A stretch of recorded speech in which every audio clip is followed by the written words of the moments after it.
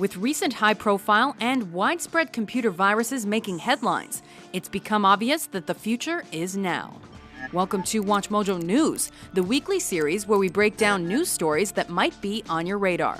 In this installment, we're counting down 10 crucial facts you should know about cybersecurity. Number 10. What is cybersecurity? The term cybersecurity was coined in 1988 as a result of one of the first ever registered online viruses, the Morris worm.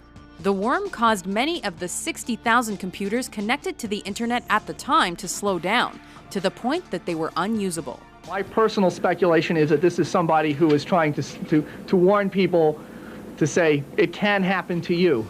More recently, cybersecurity has come to signify a form of protection from attacks designed to paralyze websites, financial networks, and other computer systems by flooding them with data from outside computers. Number 9. How has the landscape changed? Cyber attacks have become much more sophisticated and much more dangerous over the years. Today, several organizations have proven that the cyber community is not safe. Private information is not private, and anything can be leaked online if you're not careful. Created in 2006, WikiLeaks is a website that publishes secret information, news leaks, and classified documents for public consumption. The website has been involved in numerous high-profile investigations, as thousands of secret government and corporate documents have been made available to the masses. We would like the rest of the media to take up our gauntlet, do everything that we can do, and therefore it wouldn't be necessary. Number 8. What is the cloud? Cloud storage is essentially where digital data is stored on a server and typically owned by a hosting company. By storing your data this way, it's easily accessible anywhere, anytime. You may have heard about iCloud, which is a cloud storage and cloud computing system from Apple Inc. On August 31, 2014, iCloud was hacked and over 200 private celebrity photos were posted to the image board 4chan.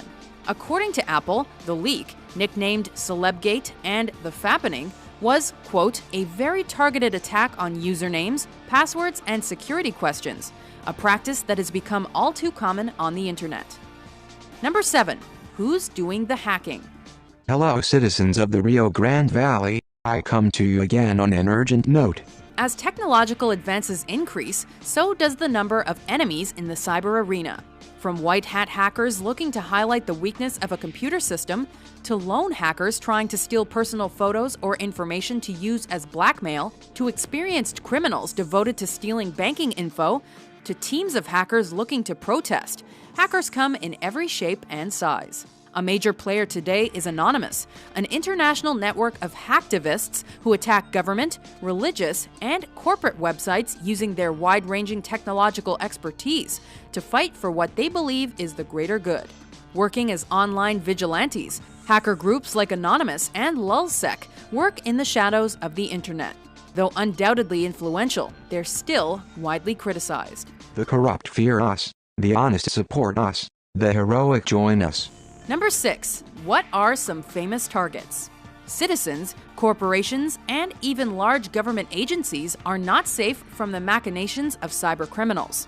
As early as 1995, the Citibank network was hacked by Russian Vladimir Levin, and millions of dollars were taken. Famously, in 2011, the website of technology security company HB Gary Federal was hacked, exposing over 71,000 confidential emails. Another example of the power some hackers wield was the shutdown of the CIA's main website on June 15, 2011 by the group LulzSec, coming on the heels of the group's high-profile attack on the Sony Pictures site. In 2013, hackers involved in the biggest cyber fraud case in American history were charged after they targeted the NASDAQ, as well as companies like Visa, JCPenney, JetBlue, and more, costing them more than $300 million. Number 5. What does cybercrime look like? Cybersecurity infringements can be split into two classifications: crimes that target computer networks, and those that use computer networks to advance other ends. We'll be focusing on the first category, which includes computer viruses, denial of service attacks, a favorite of hackers, and malware like Trojan horses, worms, bugs, and more. These attacks can work in two ways: Either they require the user to mistakenly run an infected program, or, as in the case of a worm, the virus spreads itself and only needs a network to infect other computers. The good news is that antivirus and anti-malware software is available for your computer, with the goal of protecting your operating system by stopping unwanted operations. Number 4. Who's protecting my rights? In the United States and around the world, governments are gearing up to tackle the next threat to global security: cyber attacks. In some cases, governmentally mandated programs have been created to support key infrastructure sectors by providing money and resources. On a global scale, international treaties dealing with cybercrime are being considered, like 2001's Convention on Cybercrime. Cyber attacks have plunged entire cities into darkness. Furthermore, on January 1, 2013, the European Union established the European Cybercrime Center, a hub that will support member states in investigating and responding to cybercrime.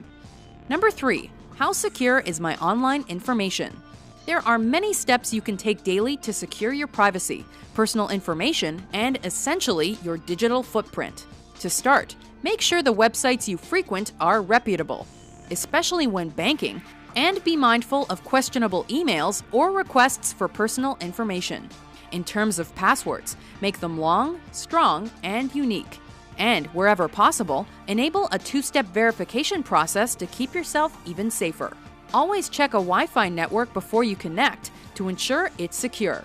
And finally, avoid sharing compromising information and pictures, as these things can easily be shared with anyone in your network.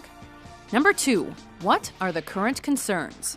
With more and more people and devices connected to the internet than ever before, the opportunity for hacking and cybercrime is growing exponentially.